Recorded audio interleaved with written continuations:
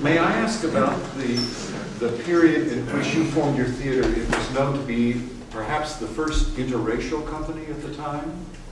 That was, I did not organize it. I came in as second artistic director. The first one was an actress. She was half Indian and half black. Her name was Osceola Archer. Remember her? And, but we definitely, we were under the aegis of the Presbyterian Church on 13th Street. The pastor was a very fine gentleman, and he knew what we were doing. We were going to cast people irrespective of their race. And we did. And at first, some of the press was opposed to it, because in certain plays we couldn't do it. Like one of the plays that Say was directed, In Splendid Era, was written by a black playwright, William Branch, and had to do with the time when John Brown and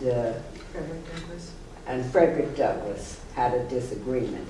Well, you couldn't obviously cast in a play like that, irrespective of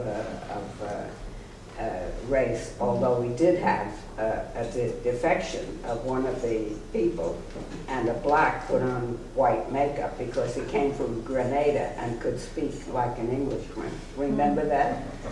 And he actually was backstage, but when this business happened, you know what it is for a black person to put on white makeup and actually be believed?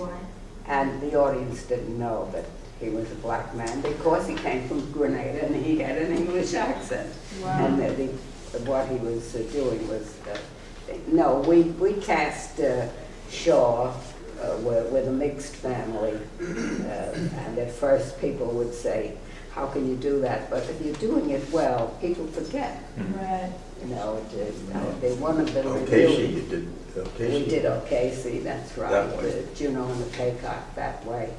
And there was a reviewer on the Times at that time named Louis Calter, who used to berate us because of what we were doing.